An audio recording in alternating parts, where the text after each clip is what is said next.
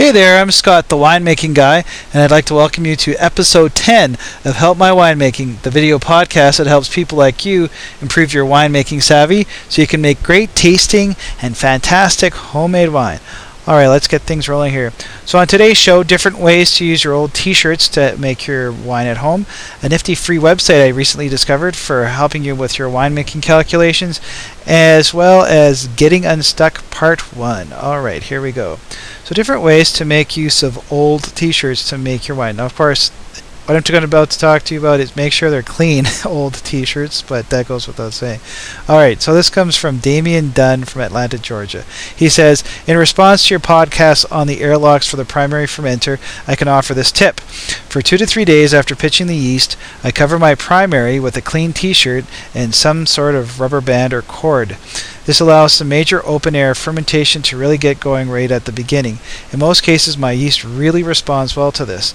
After the 2 to 3 days, I fit the plastic lid on with the airlock and I let it finish off primary fermentation. Picture is attached. Thanks for the podcast. I love it. Currently a few weeks away from bottling a rice wine recipe that I found. Can't wait. Alright. So here's the picture that Damien sent. So you can see that he's got his t-shirt over the primary and attached with a cord. So very cool. Good idea and ingenuity there, Damien. Thank you very much for sending that.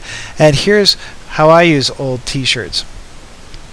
Just so happens that the part of the t-shirt where you'd stick your head through is a nice way of putting over your carboy and over the neck of your carboy. So then all I did was wrap it around, and it protects my wine in the carboy from any harmful UV rays and also provides a bit of insulation. Now, I will say I saw this in Winemaker Mag once and I've just used it. I did not come up with this. This is not Scotty original, but hey, when I see a good idea I tend to use them. So there you go.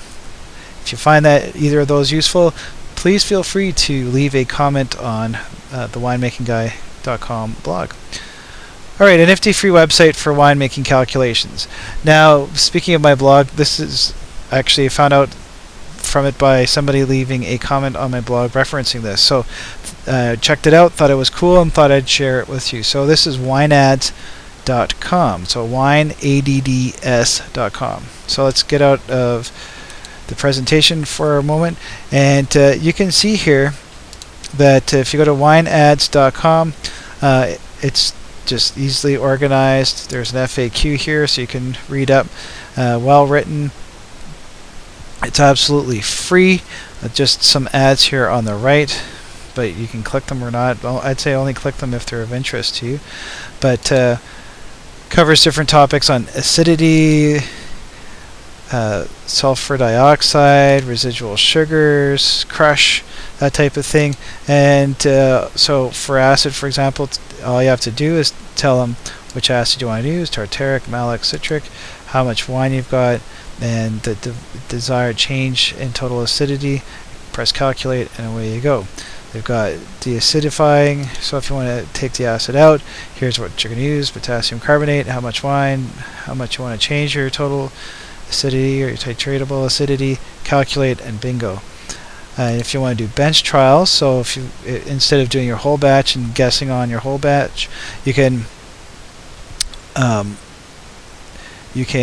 just do little smaller samples, and it'll be able to calculate some things for you. I won't go through all of them, but residual sugar, how you can make some changes there.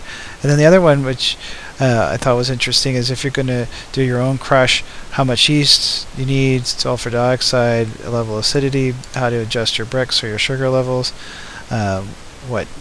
calculate how much nutrients you need, and they also have one if your wine is stuck.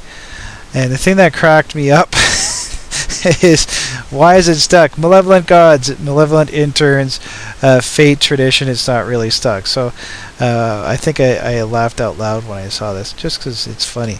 So anyways, as you see, like I said before, it's free, didn't put my credit card in, nothing. So wineads.com, wineads.com, check it out, and if you find it useful, let me know. Alright, so let's get back to our our show here. So covered that. Getting Unstuck Part 1. Now I'm going to split this one up because it's something I get asked about a lot, and it's a fairly large topic, so I thought I'd do Part 1, and next week will be Part 2. And what I will say in advance that a lot of the information that I know about this comes from the Winemaker's Answer book, which I referenced last podcast by Alison Crow, who's a columnist from Winemaker, and she's known as the Wine Wizard. And she's fantastic, knows a lot, and so I'm passing this along to you. But some of this stuff I've also heard from other places too. So, but I'm just telling you where I'm referencing this stuff from. So when am I stuck? Well, basically the simplest way to explain it that I can think of is when your fermentation stops unexpectedly. So you're left pondering, what happened? What am I supposed to do? So, for example, you could have a wine kit and you start at 1.09 specific gravity, and after 7 days it's supposed to be, say, 1.02, and after 7 days it's 1.05, so you leave it another day, check it again, and it's still 1.05, leave it a third day to triple check it, and it's still at 1.05, so you're stuck. It's going nowhere, and you need to do something with it. So let's talk about the first 3 causes of stuck fermentation. So 1's too much yeast, 2 is the wrong yeast, and 3 is not enough yeast nutrient. So what does this mean?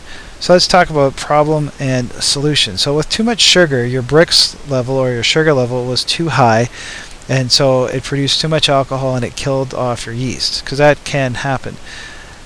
So solution is measure your Brix or your sugar level before you add your yeast to make sure you have the right yeast. Pick your grapes when they aren't as ripe so they don't have as much sugar, or you can also look at watering down your must or your juice to reduce the Brix level. So that's the first one. The second one is you've chosen the wrong yeast. Now if you use a wine kit, that won't be a problem because they'll have the right yeast, but or if you want to go to a store, winemaking store, they'll also be able to tell you which one you should use. So basically the problem is your yeast didn't match the sugar alcohol level of your juice, which relates to the first problem is, so therefore potentially it produced too much alcohol and killed your yeast. So obviously choose the right yeast for the Brix level and match the yeast to the appropriate alcohol tolerance or optimum Brix levels. Make sense? Now the other thing I should mention about, since we're speaking about yeast, is it could also be that your yeast is old or it's past its expiry date. So look on the packaging and see what it says. So if it says that it's 2009 and it expired in 2008, well, I guess that's quickly tells you what potentially the problem is there. Now, if you're curious about which yeast goes where, Winemaker Mag has a yeast guide, and it looks like this. So you can go to winemakermag.com/guide/yeast, and so it basically breaks out the yeast strains from 4 different companies: Lalvin, which is probably the one you'll see the most, Red Star, White Labs, and W Yeast. And so they'll show you, for example, here the company name, the yeast name, with whether it comes dry or liquid, the strain number, and suggested wine styles, temperature range, and here's that alcohol tolerance that we were talking about earlier. And thirdly, not enough yeast nutrient. So the problem is the yeast didn't have enough nutrition to do its job, so the solution obviously is to add yeast nutrient before you add your yeast. Make sense? Alright, so if you have any tips like Damien had earlier, or comments to share, certainly leave them on the blog, The Winemaking Guy, or you can certainly email me at tips@helpmywinemaking.com. You never know, your tip could show up on a future podcast. So that's all the time we have this week.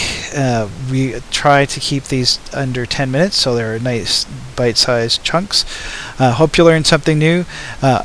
I certainly would like to invite you to pass along the podcast or let other people know about it, especially if you have friends or family who like to make wine.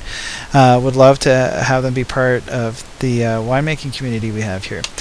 Certainly visit me on thewinemaking.com, and we'll talk next week about part 2 of Getting Unstuck. Have a great week, folks. Bye for now.